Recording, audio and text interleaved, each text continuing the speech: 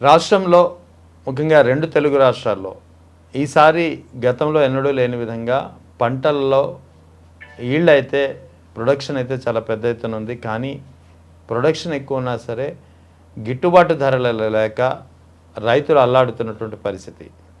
So ఈ నేపథ్యంలో రైతుల పరిస్థితి ఏంటి, గిట్టుబాటు ధరలు ఏ ఏ పంటలకు ఎలా ఉన్నాయి, ఈ అన్ని అంశాలపై మనతో మాట్లాడేందుకు జాయిన్ అవుతున్నారు వైఎస్ఆర్ కాంగ్రెస్ పార్టీ సీనియర్ నాయకులు, రైతు విభాగం నాయకులు నాగిరెడ్డి గారు. నమస్తే సార్. అండి. ఎలా ఉన్నారు సార్? పర్వాలేదు సార్. ఏంటి సార్, రబీ పంటకు సంబంధించి అప్డేట్స్ కనుక ఒకసారి పరిశీలిస్తే రైతుల పరిస్థితి ఎలా ఉంది? ముఖ్యంగా ఒక్కొక్క పంట గురించి మాట్లాడుకుంటే మనం శనగ పంట ఈసారి ఈల్డ్ చాలా ఎక్కువ ఉంది, అయినా సరే రైతులు చాలా ఆందోళన చెందుతున్నారు. కారణం ఏంటి, అసలు ఏంటి పరిస్థితి? సార్, యాక్చువల్గా ఈ రబీలో ఏం జరిగిందంటే నదీ జలాలు పుష్కలంగా ఉండటం, అట్లాగే మోంతా తుఫాను రావటం మూలంగా వర్షపాతం వచ్చి ఒంగోలులో హైయెస్ట్ వర్షపాతం మోంతాలో ఒంగోలు పడింది. అట్లా ఒంగోలు మీదుగా కడప మీదుగా అట్లా వర్షపాతం పడి సాయిల్ మాయిశ్చర్ ఉండటం, అన్ని రిజర్వాయర్స్లోనూ కూడా నీళ్లు ఉండటం మూలంగా రబీలో అయితే సాగు మాత్రం చాలా ఆశాజనకంగానే సాగు జరిగిందండి. యాక్చువల్గా కూడా సాధారణ సాగు రబీలో 20.7 లక్షల హెక్టార్లో సాధారణ సాగు అయితే ఈ సంవత్సరం 27.57 లక్షల హెక్టార్లో సాగు జరిగింది. అంటే మంచి సాగు జరిగింది. దాంతోపాటు ఉత్పత్తులు కూడా హ్యాపీగా వచ్చినాయండి. ఉత్పత్తి బాగా వచ్చినప్పుడు వ్యవసాయ శాఖ కానీ లేకపోతే ఇందులోకి మేమేదో కొత్త విధానాలు తీసుకొచ్చాము దీని మూలంగా వచ్చినాయని మాట్లాడతారు.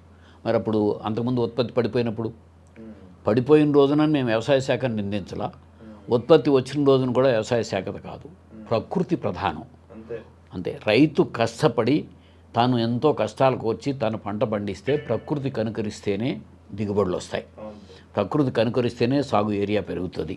సో ఈ దిగుబడి వచ్చినంత మాత్రాన నాకు లాభం రాదు.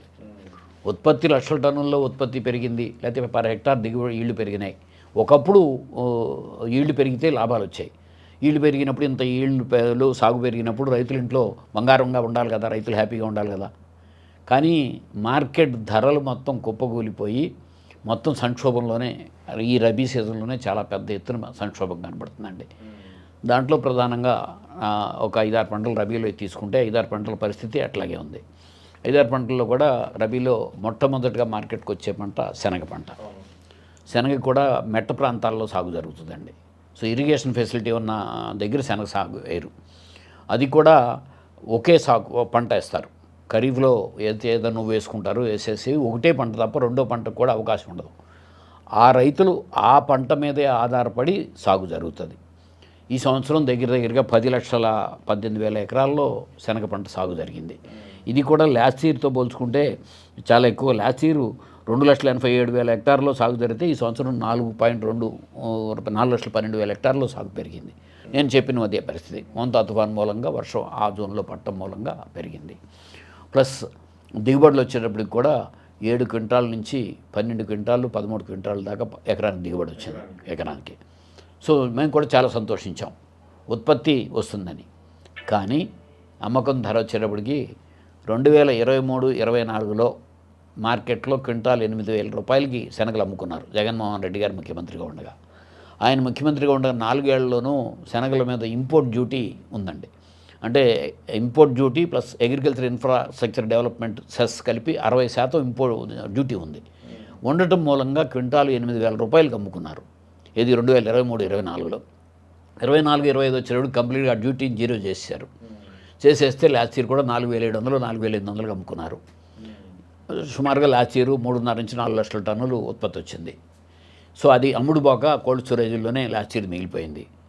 ఈ సంవత్సరం సీజన్ సాగు పెరగంగానే మేము ఆ ఇంపోర్ట్ డ్యూటీ వేయాలి అని చెప్పి కేంద్ర ప్రభుత్వానికి, సో మా మంత్రులుగా మా ఎంపీలు వైవి సుబ్బారెడ్డి గారు, అవినాష్ రెడ్డి గారు, తిరుపతి గురుమూర్తి గారు, అలాగే బోస్ గారు, అగ్రిమిషన్ ఎక్స్ వైస్ చైర్మన్గా నేను సెంట్రల్ కామర్స్ మినిస్టర్కి, సెంట్రల్ అగ్రికల్చర్ మినిస్టర్కి కూడా లేఖలు రాశాం. ఇంపోర్ట్ డ్యూటీ తిరిగి ఇంపోజ్ చేయండి, చెయ్యకపోతే మళ్ళీ తిరిగి బయట విదేశాల నుంచి శనగలు గన ల్యాండ్ అయితే ఇక్కడ ధర కుప్పకూలిపోతే తీవ్రంగా నష్టపోతారు అని చెప్పి. సో దిగుబడి రెండో ముందస్తు అంచనాల కంటే కూడా 7 లక్షల టన్నులు దాటి దిగుబడులు వచ్చినాయండి. దరిదాపుగా అందరూ 4,800 5,000కి అమ్ముకున్నారు. ప్రొక్యూర్మెంట్లో కేంద్ర ప్రభుత్వం దగ్గర నుంచి వీళ్ళు రాష్ట్ర ప్రభుత్వం ఏదో పెద్దగా చెప్పింది 7 లక్షల టన్నులు ఉత్పత్తి అయితే సో 94,500 టన్నులకు మాత్రమే మొట్టమొదట ప్రొక్యూర్మెంట్కి అనుమతి ఇచ్చారు. తర్వాత ఒక 17,000 టన్నులకు ఇచ్చారు. కానీ ప్రొక్యూర్ చేసింది టోటల్గా వచ్చేటప్పటికి 85,000 టన్నులు మాత్రమే.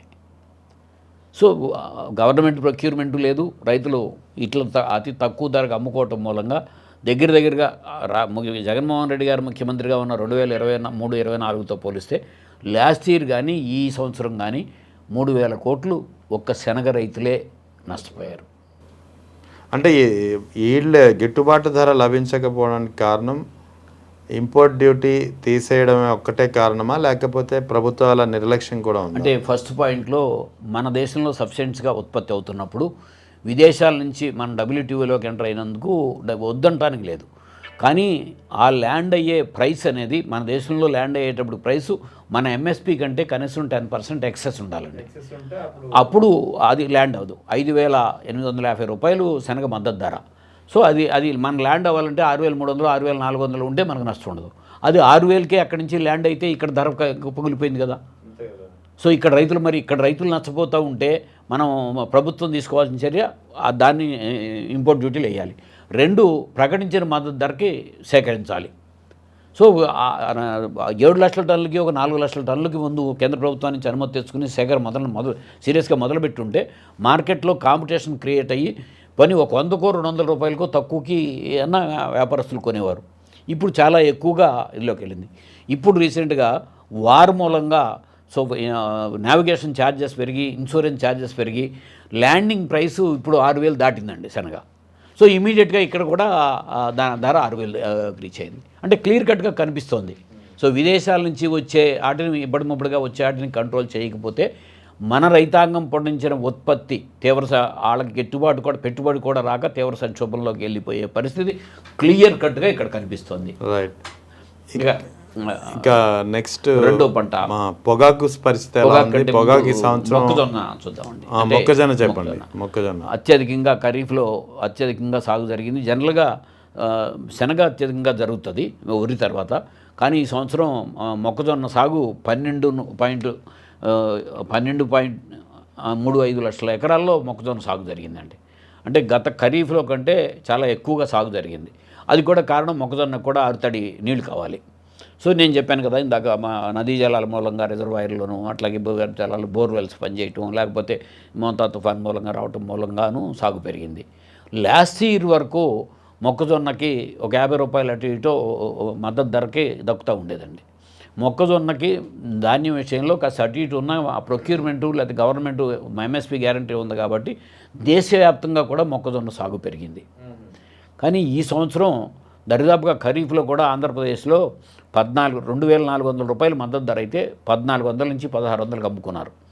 40% ఖరీఫ్లో సాగు మొక్కజొన్న నంద్యాల జిల్లానే. సో తెలంగాణలో మనకంటే ఎక్కువ సాగు ఉంది. సో మొక్కజొన్న కేంద్ర ప్రభుత్వం ఎప్పుడు కూడా మొక్కజొన్నని కొనుగోలు చేసిన దాఖలాలు లేవు.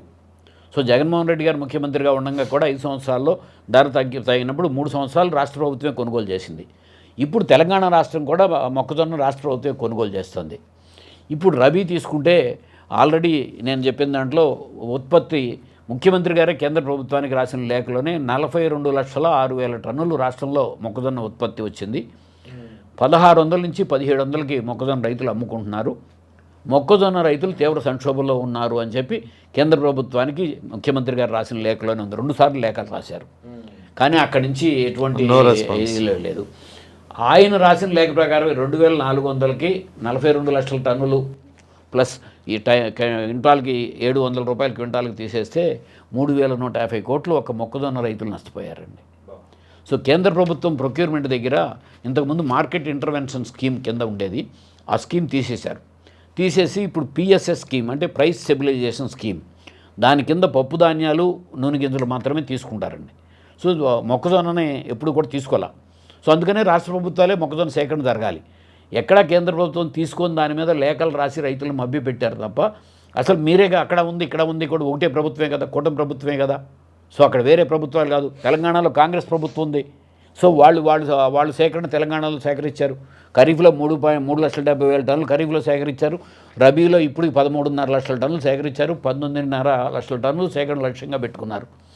కానీ ఆంధ్రప్రదేశ్లో కనీసం రైతులకు న్యాయం చేసే ఆలోచన చేయకపోవడం మూలంగా ఇది కూడా నంద్యాల జిల్లా, కర్నూలు జిల్లా, అనంతపురం జిల్లా, సో ఇక్కడికి వచ్చాడు బాపట్ల జిల్లా, పల్నాడు జిల్లా, శ్రీకాకుళం, విజయనగరం, మన్యం, ఎన్టీఆర్ జిల్లా, వెస్ట్ గోదావరిలో సో అత్యధికంగా సాగు జరిగే జిల్లాలు.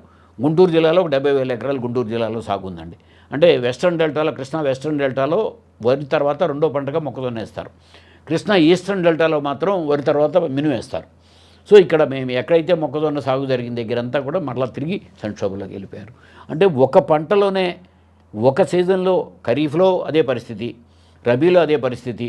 సో పక్క రాష్ట్రం చేస్తున్న ఇంతకుముందు ప్రభుత్వం చేసి చూపించిన ఇప్పుడు అసలు కనీసం తీసుకునే ఆలోచన చేయకపోవటం అనేది ఇది పెద్ద ఎత్తున మొక్కజొన్న రైతులను తీవ్ర సంక్షోభంలోకి తీసుకెళ్ళింది.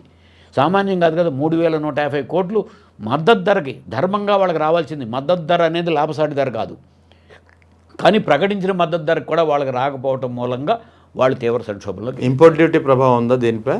ఇంపోర్ట్ డ్యూటీ ప్రభావం కాదండి, ఇంపోర్టేషన్స్ ఉన్నాయి మొక్కజొన్న కూడా. ప్లస్ రేపు గన మనం ట్రేడ్ టారిఫ్లో, యుఎస్ ట్రేడ్ టారిఫ్లో గన 0 టారిఫ్తో గన అది గాన నిజంగా ఇంప్లిమెంట్ అయితే మొక్కజొన్న యుఎస్లో చాలా పెద్ద ఎత్తున పండుతుంది. జిఎంఐ ఎక్కువ పండిస్తారు. అది గాన దిగుమతి అవ్వడం మొదలు పెడితే ఇక్కడున్న మొక్కజొన్న రైతులు అయిపోతారు. కాటన్ మీద 11% ఇంపోర్ట్ డ్యూటీ లాస్ట్ ఇయర్ తీసేశారు. మొన్న మళ్ళీ కేంద్ర మంత్రులు, ఆంధ్రప్రదేశ్ నుంచి ఉన్న మంత్రులు వెళ్ళి ఇంపోర్ట్ డ్యూటీ 11% తీసేయమని మళ్ళీ కేంద్ర ప్రభుత్వాన్ని అడిగారు. అసలు ఇక్కడున్న రైతుల పరిస్థితి ఏంటి అనే ఆలోచన చేయకుండా ఇప్పుడు మద్దతు ధర ప్రకటించారు. ఒక విషయం చెప్పండి నాకు, మీరు ఇందాక శనగ విషయంలో చెప్పారు, ఇప్పుడు మొక్కజొన్న విషయంలో చెప్పారు, బహుశా టొబాకో మిగతా పంటల విషయంలో కూడా అదే ఉండొచ్చు. దేశంలో మన దేశం అంటేనే అది వ్యవసాయాధారిత దేశం. ఇక్కడ దాదాపు ఇన్ని పంటలు ఉన్నాయి, ఇన్ని పంటలు పండుతున్నప్పుడు కూడా ఇంపోర్ట్ చేసుకోవాల్సినటువంటి అవసరం ఏమొచ్చింది? అది మాకు కూడా $1 మిలియన్ ప్రశ్నేనండి. అంటే ఈ దేశంలో సరిపడా ఉత్పత్తి లేకపోతే వినియోగదారుడు తీసుకోవచ్చు, తప్పులేదు, ఇంపోర్ట్ చేసుకున్నారంటే అర్థం ఉంది. ఇప్పుడు సపోజ్ ఆఫ్రికన్ కంట్రీస్ ఉన్నాయి, వాళ్ళకి వ్యవసాయం దూరము, సో వాళ్ళు ఇంపోర్ట్ చేసుకుంటున్నారంటే దెర్ ఈజ్ అ మీనింగ్. మనం కూడా మనకి ఇక్కడ ఏదైనా షార్టేజ్ ఉన్నాయి, నూనె గింజలు షార్టేజ్ ఉంది, ఇంపోర్ట్ చేసుకుంటున్నామంటే ఒక మీనింగ్ ఉంది. సోయా ఆయిల్ ఇంపోర్ట్ చేసుకుంటున్నామండి. అట్లాగే పప్పు ధాన్యాల్లో ఒక్కొక్కసారి షార్టేజ్ ఉంటే ఇంపోర్ట్ చేసుకుంటాం. కానీ ఈ సంవత్సరం శనగ సర్ప్లస్ ఉన్నప్పుడు ఇంపోర్ట్ చేసుకున్నాం, ఇంపోర్ట్ డ్యూటీ వేయలా. ఇంపోర్ట్ చేసుకోవటం కానీ ఇంపోర్ట్ డ్యూటీ వేయకపోతే ఆటోమేటిక్ ఇంపోర్ట్ అవుతాయండి. సో ల్యాండింగ్ ప్రైస్ వాళ్ళకి లాభంగా ఉన్నప్పుడు ఇంపోర్టర్స్ తీసుకొస్తారు. సో దేశీయ రైతుల్ని కాపాడాలి అనే దాంట్లో ఇందాక నేను చెప్పిన పాయింటే, మనం ప్రకటించిన ఎంఎస్పి కంటే 10% అధికంగా ఇండియాలో ల్యాండ్ అయ్యేటప్పటికి వాళ్ళకి ప్రైస్ ఉండేటట్టుగా ఇంపోర్ట్ డ్యూటీస్ వేయాలి. అది చేయకపోతే భవిష్యత్తులో కూడా ఇది మన రాష్ట్రమే కాదు, దేశవ్యాప్తంగా మొత్తం రైతాంగం మొత్తం సంక్షోభంలోకి వెళ్ళిపోతారు. ఇక మనం ఇప్పుడు పెద్ద ఎత్తున ఉద్యమం జరుగుతుందండి. మూడో పంట పొగాకు పంట గురించి. పొగాకు దరిదాపుగా తెలంగాణలో పెద్దగా సాగు తక్కువ ఉంటుందండి. వర్జీనియా పొగాకు అంటే ప్రభుత్వ అనుమతితో సాగు జరిగే పంట పొగాకు అనేది. ఎందుకంటే మిగతా పంటలన్నీ నేను వరేసుకోవాలంటే నేను ఎవరితో అనుమతి తీసుకోవసరంలా. సో ప్రభుత్వం టొబాకో బోర్డుతో బేరన్ లైసెన్స్ ఉండాలి, బేరన్ కింద ఎన్ని ఎకరాలే ఉండాలి, ఇంత ప్రొడక్షన్ అనుమతితో సాగు చేసే పంట పొగాకు పంట. అంటే దేశంలో పొగాకు అట్లాగే ఆక్వాకల్చర్ మాత్రమే అనుమతి తీసుకుని సాగు చేయాలి, మిగతా ఏమీ అనుమతితో పని లేదు. ప్రభుత్వం డైరెక్ట్ ప్రొక్యూర్ చేసేది వాళ్ళే కాబట్టి అనేక కూడా కాదండి, ఇవన్నీ కూడా నిత్యావసరాల కింద లేకపోతే రకరకాల ఫుడ్ గ్రెయిన్స్ ఇవన్నీ ఉన్నాయి కాబట్టి దాంతో ఇది లేదు. సో నేను అనుమతి తీసుకుని సాగు చేసిన పంట, సో అనుమతి తీసుకుని సాగు చేసిన పంట ఇక్కడ కూడా మళ్ళీ 2023-24లో 215 మిలియన్ కేజెస్. అంటే పొగాకుని ఎప్పుడు కూడా కేజెస్లోనే చెప్తారండి, టన్స్లో చెప్పరు, ఇవన్నీ చెప్తాం. కానీ 215 మిలియన్ కేజెస్ ఉత్పత్తి జరిగితే సరాసరి అమ్మకం ధర 215 మిలియన్ కేజెస్ మొత్తం కలిపి సరాసరి అమ్మకం ధర కేజీ 288.65 రూపాయలకి, అంటే $288.65 సరాసరి అమ్మకం ధర వచ్చింది 2023-24లో.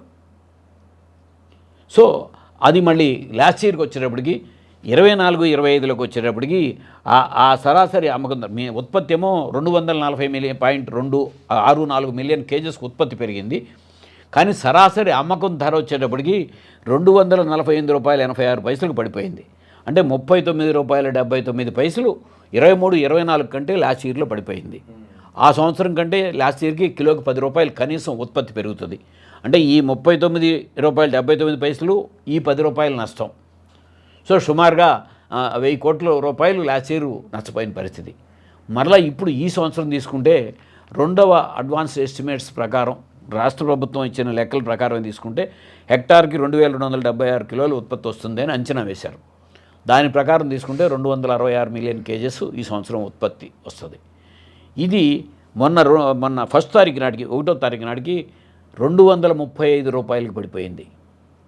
అంటే ఎక్కడ ₹288.65 నుంచి ₹235కి కిలోకి ₹53 23-24 కంటే ఇప్పుడు ప్రస్తుతం జరుగుతున్న సరాసరి అమ్మకం ధర.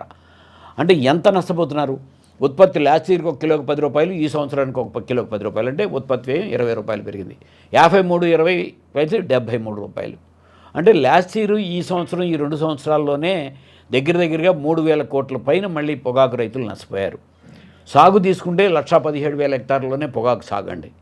అంటే 1,17,000 హెక్టార్లలో అంటే మనం southern light soils, southern black soils అంటాం ప్రకాశం జిల్లా, నెల్లూరు జిల్లాలో. Northern black soils west Godavari, east గోదావరిలో అది ఇంకా మంచి క్వాలిటీ వస్తుంది. ఎక్కడికి వచ్చినా సరే ఇప్పుడు 30-40% బేల్స్ నో బిడ్ బేల్స్ కింద రిజెక్ట్ చేసేస్తున్నారు ఆక్షన్లో. రిజెక్ట్ చేస్తే వెనక్కి తీసుకెళ్లాలంటే ఒక్కొక్క బేల్కి ₹2,000 మళ్ళీ తిరిగి ఖర్చు అవుతుంది. సో రైతు ఇంత సంక్షోభంలోకి వెళ్తున్నప్పుడు దీని మీద అసలు ఎక్కడ కూడా ఇది కూడా మళ్ళీ జగన్మోహన్ రెడ్డి గారు ముఖ్యమంత్రిగా ఉండగా ఇదే పరిస్థితి వస్తే రిజెక్టెడ్ బేల్స్ వెళ్లకుండా లో కాస్ట్ అన్నీ కూడా మార్కెట్ని ఎంటర్ చేసి కొనుగోలు చేయడం జరిగింది. సో దాని మూలంగా మనం ఏదో వాళ్ళకి 1,000 కోట్లు లబ్ధి జరిగిందని కాదు, నష్టపోనీయకుండా చూడటం జరిగింది. ఆ ప్రయత్నం ఎక్కడా కూడా జరగట్లా. మొన్న రైతు సంఘాలన్నీ కూడా ధర్నాలు చేసి కూడా కనీసం టొబాకో బోర్డు నుంచైనా ఒక 500 కోట్లు కేటాయించి కొనుగోలు చేయించమని అడిగారు. అసలు టొబాకో బోర్డు ద్వారాగా బోర్డు డబ్బులు ఉన్నాయండి బోర్డుకి. ఆ డబ్బులు మొత్తం కూడా టొబాకో సాగు చేసిన రైతుల నుంచి వచ్చిన ఆదాయం నుంచే వచ్చినాయి. ఇప్పుడు టొబాకో రైతుల సంక్షోభంలో ఉంటే ఏదో సిగరెట్ల మీద 40% ట్యాక్స్ వేశారు, దాని మూలంగా వచ్చింది. అక్కడ ఐటీసీ మేజర్గా కొనుగోలు కంపెనీ. సో కంపెనీలన్నీ రింగ్ అయిపోయి కొనుగోలు చేయట్లేదని రైతులు వాళ్ళు నిరసన తెలియజేస్తున్నారు. దాని మీద ఇమీడియట్గా ప్రభుత్వం యాక్షన్ అనేది ఎక్కడ కూడా కనిపించట్లా. సో ఇప్పుడు వీటి నుంచి తీసుకుంటే మనం 13,840 కోట్లు మార్క్ఫెడ్లో రాష్ట్ర ప్రభుత్వం రుణం తీసుకుందని ప్రభుత్వ అనుకూల పత్రికలోనే వచ్చిందండి. మార్క్ఫెడ్ తీసుకుందని. మరి ఈ మార్కెట్ ద్వారాగా మార్కెట్ దేనికి ఉంది? ఇట్లాంటి ఉత్పత్తులు పడిపోయినప్పుడు సో వాళ్ళ రైతులకు మనం సపోర్ట్ చేయడానికి మార్కెట్ ద్వారాగా కొనుగోలు సపోర్ట్ చేసి చేయడానికే మార్కెట్ ఉంది. మార్కెట్ ద్వారాగా తీసుకున్న ఉత్పత్తుల్లోనే తీసుకున్న డబ్బులు రైతులకు ఉపయోగపడే కార్యక్రమం కాకుండా మీరు దేనికి డైవర్ట్ చేశారా లేకపోతే ఇది అనేది నేను అడగట్లా. అది మార్కెట్ ఎందుకైతే ఉందో అందుకు చేయట్లా. సో కేంద్ర ప్రభుత్వం మార్కెట్ నోడల్ ఏజెన్సీ ఎక్కడైనా సరే పప్పు ధాన్యాలు కానీ లేకపోతే ఏమైనా తీసుకునేటప్పుడు మార్కెట్ ద్వారా తీసుకుంటే నా ఫెడ్ మనకి తీసుకుని మళ్ళీ రీపేమెంట్ చేస్తుంది. సో ఒక కందులు కొద్దిగా ఒక 85,000 టన్నులు, శనగలు 85,000 టన్నులు మాత్రమే కేంద్ర ప్రభుత్వ సపోర్ట్తో కొనుగోలు చేశారు. వాటికి కూడా 3 నెలలు పైన దాకా డబ్బులు ఇవ్వని పరిస్థితి. మరి ఈ డబ్బులు రుణం తీసుకుని దేనికి? రైతులకు పేమెంట్ చేయడానికి. సో దాన్ని డైవర్ట్ చేసుకుని వివిధ రకాలుగా రైతాంగం పూర్తిగా సంక్షోభంలోకి వెళ్తున్న ఇప్పుడు నేను చెప్పిన ఇవి 3 పంటల్లో పరిస్థితి అండి. ఇది ఈ రబీలో ఈ 3 పంటల్లో ఇప్పుడున్న పరిస్థితి. 3 పంటలు కూడా ప్రధానంగా సాగు జరిగే ప్రాంతాలన్నీ కూడా వెనకబడిన ప్రాంతాల్లోనే సాగు జరిగే ప్రాంతాల్లో. ఆ తర్వాత ఇప్పుడు ఈ సంవత్సరం మళ్ళీ 4వ పంటలోకి వచ్చాడు. అది రబీ పంట కాదు కానీ పూర్తిగా ఇబ్బందికరమైన పరిస్థితిలోకి వచ్చింది ఆక్వాకల్చర్. సో రాష్ట్రంలో దేశంలోనే ఆంధ్రప్రదేశ్ ఆక్వాకల్చర్లో ప్రథమ స్థానంలో ఉంది ఇప్పటికీ. సో మొట్టమొదటిలో పల్లపు ప్రాంతాల్లో వరి పండించే ప్రాంతాల్లో ఏమాత్రం వర్షం పడితే వరి పంట మునిగిపోయి నష్టపోతున్న టైంలో 1978లో మొట్టమొదటిగా పోతుమర్రి కృష్ణా జిల్లా పోతుమర్రు గ్రామంలో అట్లాగే కొల్లేరు సరౌండింగ్స్లో చేపల పెంపకం మొదలైందండి. అక్కడి నుంచి రొయ్యల సాగు వచ్చింది, రకరకాలుగా వచ్చింది. ఆంధ్రప్రదేశ్ని ప్రథమ స్థానంలో నిలపడంలో ఈ రైతుల పాత్రే ప్రధానంగా ఉంది.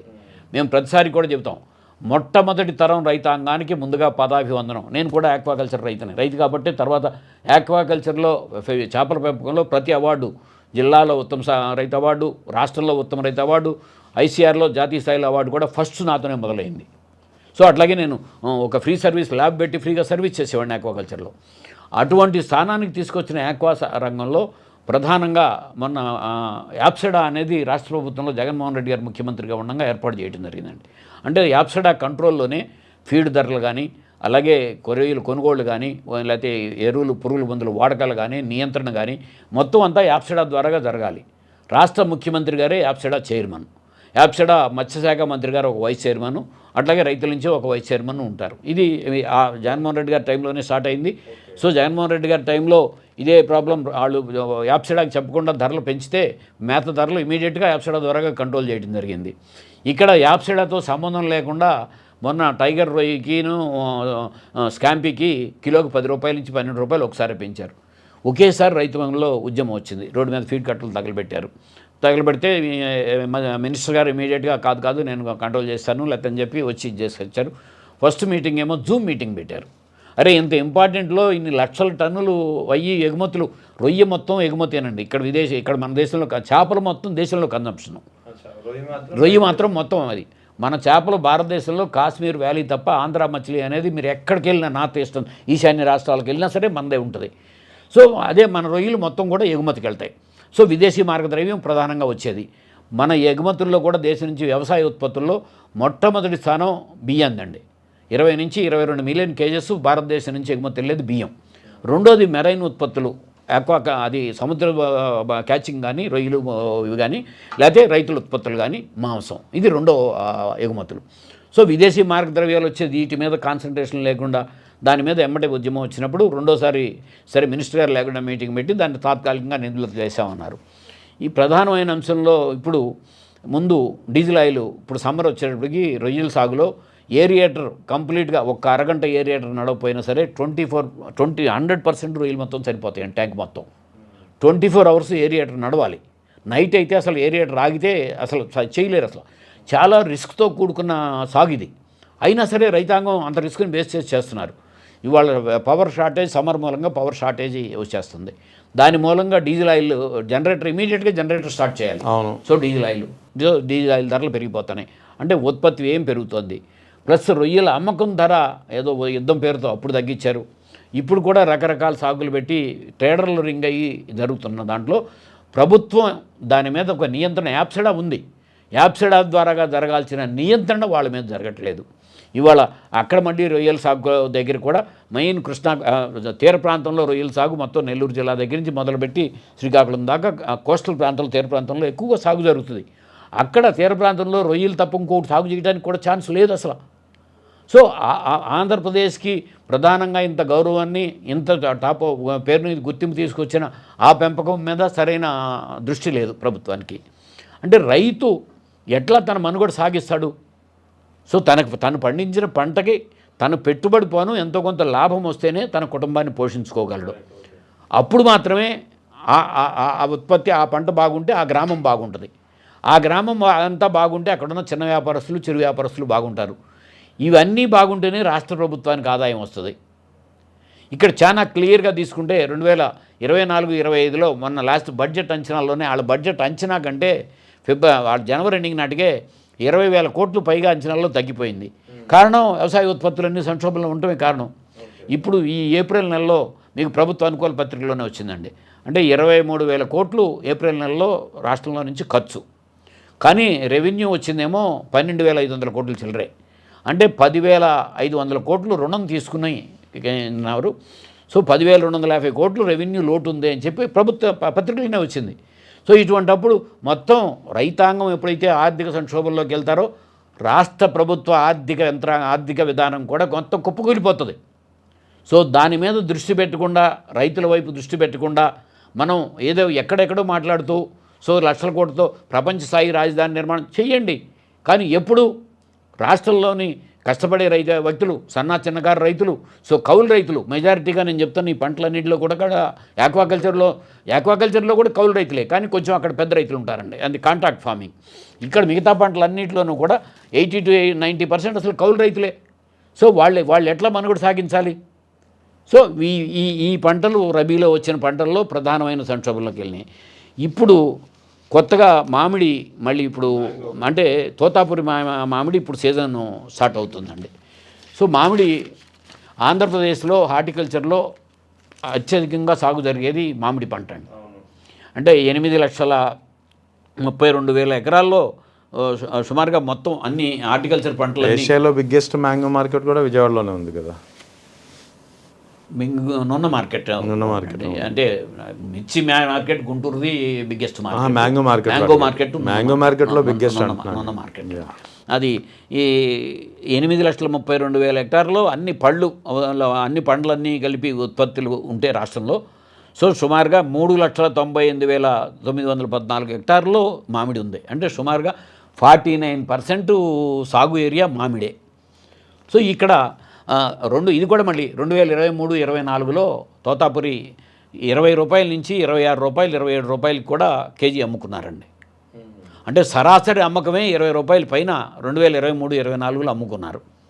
లాస్ట్ ఇయర్ వచ్చేటప్పటికి అంటే 24-25 వచ్చేటప్పటికి తోతాపురి సో రాష్ట్ర ప్రభుత్వ లెక్కల ప్రకారం 6.5 లక్షల టన్నులు తోతాపురి ఉత్పత్తి జరిగింది. అది కూడా చిత్తూరు, అన్నమయ్య, ఎన్టీఆర్ జిల్లాది కాకుండానేనండి, అన్నమయ్య, తిరుపతి, చిత్తూరు జిల్లాల్లో వచ్చిందని చెప్పి చేశారు.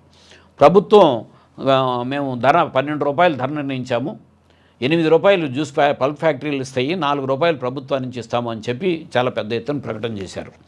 ప్రకటన చేస్తే ఆ పల్ప్ ఫ్యాక్టరీలు కొనే పరిస్థితి లేక మొట్టమొదటిసారిగా మ్యాంగోని కూడా రోడ్ల మీద పారబోసిన పరిస్థితిని మనం లాస్ట్ ఇయర్ చూసాం. అప్పుడే జగన్మోహన్ రెడ్డి గారు మ్యాంగో దానికోసం చిత్తూరు జిల్లాకి వెళ్ళడం జరిగింది. ఆ పారబోసిన రైతుల మీద కేసులు పెట్టడం జరిగింది. సో లాస్ట్ ఇయర్ జరిగిన దాంట్లో సుమారుగా 5 నెలల తర్వాత సుమారుగా 180 కోట్లు అయితే రైతులకు అంటే ప్రభుత్వం నుంచి కేజీకి 4 రూపాయలు, టన్నుకు 4,000 ఇస్తానన్నారు కదండి. అది 180 కోట్లు అంటే 6.5 లక్షల టన్నులు ఉత్పత్తిని వాళ్ళ లెక్కలోనే ఉంటే 4.5 లక్షల టన్నులకి 180 కోట్లు సుమారుగా ఇచ్చినట్టుగా డేటా చూపిస్తుంది. అంటే ఒక 2 లక్షల టన్నులకి మొట్టమొదటి వాళ్ళు అమ్మేసుకున్నారు కాబట్టి వాళ్ళకి లేదని. కానీ కంపెనీలు ఇస్తానన్న 8 రూపాయల కిలోకి ఎక్కడా కూడా కంపెనీలు 8 రూపాయలు పే చేయాల.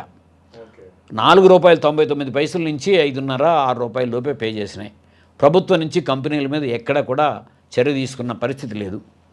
అంటే వాళ్ళు ఎంత నష్టపోయి ఉంటారో సరాసరిని 20 రూపాయలు అమ్ముకున్న దాని నుంచి సరాసరి 12 రూపాయలు ప్రకటిస్తే కూడా వాళ్ళకి వచ్చింది 4-5 రూపాయలు వాళ్ళకి వచ్చింది లాస్ట్ ఇయర్. ఇప్పుడు ఈ సంవత్సరం మీకు నిన్న దీంట్లోనే ఉందండి, వ్యవసాయ శాఖ మంత్రి గారు రివ్యూ చేసింది హార్టికల్చర్ డిపార్ట్మెంట్ అంతా కలిపి 7.5 లక్షల టన్నులు ఈ సంవత్సరం తోతాపురి. మరి దాంట్లో ఒక చిత్తూరు జిల్లాలోనే 7.5 లక్షల టన్నులు అని ఉంది. నాకు తెలిసినంత వరకు చిత్తూరు, తిరుపతి, అన్నమయ్య కలిపి అయి ఉంటుందని నేను అనుకుంటున్నానండి 7.5 లక్షల టన్నులు. ఇప్పుడు ర్యాంపుల్లోనేమో ర్యాంపులు అంటే బయట ప్రైవేట్ మార్కెట్లో కిలోకి 6 రూపాయలకి కొంటున్నారు, జ్యూస్ ఫ్యాక్టరీలు కిలోకి 7 రూపాయలకి కొంటున్నారు. నిన్న వాళ్ళు మాట్లాడిన దాంట్లో కూడా 7 నుంచి 7.5కి అమ్ముడు పోతుంది అని చెప్పి వాళ్ళు మాట్లాడారు. నిరుడే మీరు కిలోకి 12 రూపాయలు ధర నిర్ణయించారు కదా, అది లాభసాటి ధర ఏం కాదు కదా. అంతకుముందు సరాసరి 20 రూపాయల నుంచి 22 రూపాయలకి అమ్ముకున్నారు కదా. ఈ సంవత్సరం నిరుడు మీద కనీసం ఒక రూపాయి పెరగాలి కదా. 12 నుంచి అంటే ఉత్పత్తి ఏం పెరుగుతుంది, ఎరువుల ధరలు పెరిగినాయి, కూలీల ధరలు పెరిగినాయి, పురుగుల మందుల ధరలు పెరిగినాయి. వీటన్నిటిలో 12 నుంచి 13 రూపాయలు కనీసం వెళ్ళాలి. ఇంతవరకు ప్రభుత్వం నుంచి ఎటువంటి ధర ప్రకటించాల. ఎక్కడా కూడా కలెక్టర్స్ కూడా వాళ్ళకి ఎక్కడా కూడా ఇన్స్ట్రక్షన్స్ ఇచ్చినట్టు చిత్తూరు జిల్లా కలెక్టరే ముందు తీసుకుని ధర ఫ్యాక్టరీ యాజమాన్యాలతో మాట్లాడడం జరుగుతుంది. నిన్న రివ్యూలో కూడా ఎక్కడా కూడా అసలు ఆ అంశమే ఎత్తలా. మేము మార్కెటింగ్ చూస్తాము అనే రకంగా మాట్లాడారు తప్ప. సో దాని మీద ఎట్లా తీసుకునే పరిస్థితిలోకి వెళ్తారు అంటే మళ్ళీ 6.5కో అమ్ముకుంటే మళ్ళీ 6.5-7 రూపాయలు అమ్ముకుంటే 7.5 లక్షల టన్నులు 7 రూపాయలు అంటే ఎన్ని మళ్ళీ లాస్ట్ ఇయర్ ఈ సంవత్సరంలోనే దగ్గర ఒక తోతాపురి రైతులే 1000 కోట్లు నష్టపోతుంటే. సో ఈ సంవత్సరం అసలు మొత్తం మీద మామిడి ఉత్పత్తి తీసుకుంటేనండి, టోటల్ మీద ఉత్పత్తి తీసుకుంటే 52,65,000 టన్నులు లాస్ట్ ఇయర్ కంటే ఉత్పత్తి ఎక్కువ వస్తున్నట్టుగా రెండో ముందస్తు అంచనాలు చూపిస్తున్నాయి. కానీ క్షేత్రస్థాయిలో పరిస్థితి అట్లా లేదు. మీరు టేబుల్ వెరైటీస్ తీసుకుంటే మీకు బెనిషా, బంగినపల్లి మీకు హైదరాబాద్ మార్కెట్లకి బంగినపల్లి చాలా ఎక్కువగా వస్తుంది. మన కృష్ణా జిల్లా నుంచి నూజివీడు ప్రాంతం ఫేమస్, ఎన్టీఆర్ జిల్లా నుంచి. ఆ బంగినపల్లి మొట్టమొదటే మంగు వచ్చేసేసి ఇవన్నీ కూడా కాయలన్నీ దెబ్బతినిపోయినాయి, ధర రాలా. ఎక్కడన్నా కవర్ కట్టిన రైతులకు ఎవరైనా ఉంటే వాళ్ళకి ధర వచ్చింది తప్ప వాళ్ళకి ఎవరికి కూడా ధర వచ్చిన పరిస్థితి లేదు. అంటే లాస్ట్ ఇయర్ ఏమో 49 లక్షల టన్నులు వచ్చిందన్నారు, ఈ సంవత్సరం ఏమో 52,5,2.5 లక్షల టన్నులు మీ లెక్కలు చెప్తున్నాయి. అంటే కేజీకి 10 రూపాయలు సరాసరి నష్టపోతేనే కనీసం 5,000 కోట్ల పైన ఈ సంవత్సరం మామిడి రైతులు నష్టపోతున్నారు. సో ఎక్కడ ఇటువంటి పరిస్థితుల్లో ముందు అసలు ఏంటి ఆ మంగొచ్చిన పరిస్థితుల్లోనో లేకపోతే క్రిమిసంహార పరిస్థితుల్లోనో మీరు నిన్న పత్రికలోనే మొన్న పత్రికలోనే ఉందండి. అంటే పప్పు ధాన్యాల విషయంలో దేశంలోనే ఆంధ్రప్రదేశ్ ఉత్పత్తి లాస్ట్ ఇయర్ కంటే 57% పెరిగిందని కేంద్ర మంత్రి గారు, వ్యవసాయ శాఖ మంత్రి గారు అభినందించారు అని చెప్పి. సో దాంట్లో కూడా అది కూడా రాంగ్ ఇన్ఫర్మేషన్ అండి. అత్యధికంగా పెసలు పండినవి 57% నిరుడు కంటే ఈ సంవత్సరం ఉత్పత్తి పెరిగిన మాట నిజం. నేనే చెప్పా కదా శనగ ఉత్పత్తి పెరిగిందనేది. సో పెసలు అసలు ఆంధ్రప్రదేశ్లో చాలా తక్కువ పండుతాయండి. మరి వాళ్ళు ఇచ్చిన రిపోర్ట్ తప్ప లేకపోతే పత్రికల్లో వీళ్ళు రాయటం తప్ప నాకు తెలియదు. పెసలు అసలు కాదు, శనగ మూలంగా పెరిగింది. మద్దతు ధరలు లాభసాటిగా ఉండటంతో పెరిగిందని రాశారు. ఉత్పత్తి పర్సంటేజ్ పెరిగింది అంతే తప్ప మనం టాప్లోకి ఏమి వెళ్ళా. భారతదేశంలో పప్పు ధాన్యాల సాగులో Madhya Pradesh first place, Rajasthan second place, Uttar Pradesh third place, Maharashtra fourth place, Karnataka fifth place, మనం 6th ప్లేస్లో ఉన్నాం. సో మనం దగ్గర వాళ్ళు ఇచ్చిందే 15.5 లక్షల టన్నులు ఈ సంవత్సరం ఉత్పత్తి అండి, అంటే 1.5 మిలియన్. సో కర్ణాటకలో 1.9 మిలియన్, 4.4 మిలియన్ మధ్యప్రదేశ్. సో మీరు పర్సంటేజ్ పెరిగిందని చెప్పారు. ఒక చిన్న ఎగ్జాంపుల్ చెప్తాను. ఇప్పుడు రోజువారీ కూలికి వెళ్ళే మనిషి రోజుకు 100 రూపాయలు కూలి వస్తుందండి. సపోజ్ అతనికి 100 రూపాయల నుంచి 120 రూపాయలు వచ్చింది. 120 రూపాయలు వచ్చిందంటే 100కి 20 రూపాయలు అంటే 20% పెరిగింది అని. అదే రోజుకు 1000 రూపాయలు సంపాదించే మనిషి రోజు 100 రూపాయలు పెరిగింది, 1000కి 100 అయినా 10% అక్కడ పెరుగుతుంది. అంటే ఇక్కడ 20% పెరిగింది కాబట్టి ఇతను బ్రహ్మాండం, ఇది రికార్డ్ అని చెప్తామా? 100కి 20 పెరిగిందాన్ని అది కరెక్ట్ విధానం కాదు. మనం లాభసాటి రైతులకి లాభం వస్తే చెప్పాలి. వాళ్ళ శనగ రైతుల పరిస్థితి సంక్షోభం, ఖరీఫ్లో పెసలు మొత్తం నందిగామ నుంచి తెలుగుదేశం పార్టీ శాసనసభ్యురాలే అసెంబ్లీలో మాట్లాడారు, మా దగ్గర పెసలు కొంటలేదు మొర్రో అని చెప్పి. సో ఖరీఫ్లో మినువులకి ధర లేదు, ఇప్పుడు రబీలో మినువులకు మాత్రం ఎంఎస్పీ ధర వచ్చిందండి. సో నేను ఇందాక చెప్పాను కదా, అంత ఏదన్నా కాస్త బాగున్నప్పుడు మాత్రం ఇది మా గొప్ప అంటారు. సో అదే మరి దెబ్బతిన్నప్పుడు, కానీ మేము అంటలా, దెబ్బతిన్నప్పుడు కూడా వ్యవసాయ శాఖ వైఫల్యం అని మాట్లాడలా. రైతు ఎప్పుడు కూడా ఇది ప్రకృతి వైఫల్యం మూలంగా నేను దెబ్బతిన్నాను, ఇది నా బాధ, నా కర్మ అనుకుంటాడు తప్ప ఎవరిని నిందించడం. ఒక్కటేనండి, ఇక్కడ ప్రకృతి వైపరీత్యాలను కంట్రోల్ చేయటం అనేది మానవ మాతృడికి సాధ్యపడే అంశం కాదు. సో రైతు కూడా సాధ్యపడే అంశం కాదు. ప్రకృతి వైపరీత్యం వచ్చి దెబ్బతిన్నా తడిచిన ధాన్యాన్ని కానీ లేకపోతే తడిచిన పంటలను కానీ అతి కష్టపడి బయటికి తీసుకొచ్చి టార్బాల్ వేసో ఎండబెట్టో రకరకాలుగా పెట్టి మార్కెట్ చేయడానికి చూస్తున్నాడు. వాళ్ళకి సపోర్ట్ చేయడంలో ప్రభుత్వ యంత్రాంగం, వాళ్ళకి కనీసం ప్రకటించిన మద్దతు ధర ఇప్పించడంలో ప్రభుత్వ యంత్రాంగం టోటల్గా వదిలేసింది. అందుకే ఇన్ని వేల కోట్లు నేను ఇచ్చి పంట వైద్యు చెప్తుంటా వచ్చినాయి. ఇట్లానే ఇస్తా 1000 కోట్లు ఒక్కొక్క పంటలో నష్టపోతే ఆ రైతు మనుగడ ఎట్లా సాధిస్తాడు?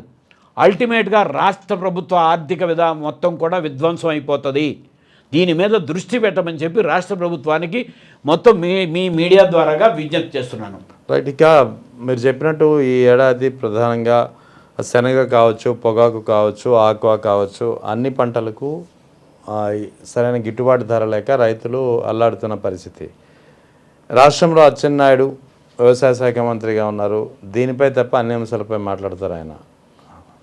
అన్ని అంశాలు కూడా కాదండి, ఆయన బయటకు వచ్చారంటే జగన్మోహన్ రెడ్డి గారిని తిట్టడానికి ముందు బయటకు వస్తారు. ఈ వ్యవసాయ శాఖ మాత్రం ఎప్పుడో ఇదిలోకి వచ్చి ఇందాక నేను చెప్పాను కదా, ఆక్వాకల్చర్లో కూడా అది మొత్తం రైతులు ధర వాళ్ళు అసలు యాప్సెడా వైస్ చైర్మన్, ఆయన చైర్మన్ ముఖ్యమంత్రి గారు, వాళ్ళకి సంబంధం లేకుండా కంపెనీలు, ప్రైవేట్ కంపెనీలు పెంచేసినాయి అంటే రాష్ట్ర ప్రభుత్వం అంటే కంపెనీలకి లేదా లేకపోతే లోపూసిగా వీళ్ళకి లింక్తో పెంచినయ్యా. అది కూడా మొట్టమొదట వచ్చి జూమ్లో పెట్టారు మీటింగు, రెండోసారి అసలు ఆయన లేరు మీటింగ్లో, రెండో మీటింగ్లో. సో సీరియస్నెస్గా సార్, ఇంతకుముందు కూడా మన ఛానల్లోనే చెప్పాను, అంటే దేశంలో ఎవరిని మోసం చేయనిది, మోసం చేసే ఆలోచన కూడా లేనిది రైతు పంట పండించకపోతే రేపు పొద్దున్నే మన భవిష్యత్తు ఏంటి? మనం ఏం తిని బతుకుతాం? కంప్యూటర్లు తిని బతుకుతామా? లేకపోతే పెట్రోల్ డీజిల్ ఆయిల్ తిని బతుకుతామా? ఇవన్నీ కాదు కదా. సో ఆహారం ప్రధానం, త్రాగునీరు ప్రధానం, ఆక్సిజన్ ప్రధానం, ఈ మూడింటికి కూడా వ్యవసాయమే ప్రధానం. రైతు ఇంత కష్టపడి పండిస్తున్నప్పుడు ఆ రైతు కోసం పనిచేసే అదృష్టం రావడం ఒక రైతు సంఘం నాయకులుగా మాకు, అలాగే వ్యవసాయ శాఖ మంత్రిగా లేకపోతే వ్యవసాయ శాఖలో ఉద్యోగం రావడం కూడా జీవితంలో కొన్ని జన్మల సుకృతం, కొన్ని జన్మలు మనం చేసుకున్న పుణ్య ఫలితం. మనం కర్మ సిద్ధాంతాన్ని నమ్ముతున్న సగటు సాంప్రదాయవాదులం మనం. సో కొన్ని జన్మల పుణ్యంతో ఇప్పుడు అయ్యాం. ఆ పుణ్యాన్ని సక్రమంగా ఉపయోగించుకుని రైతాంగానికి ఉపయోగపడే రీతిలో పనిచేసే వైపు నడవాలని చెప్పి నా విజ్ఞప్తి. ప్రధానంగా ఈ మధ్యన జరిగినటువంటి పరిణామం కాస్త రాజకీయంగా సంచలనంగా మారింది.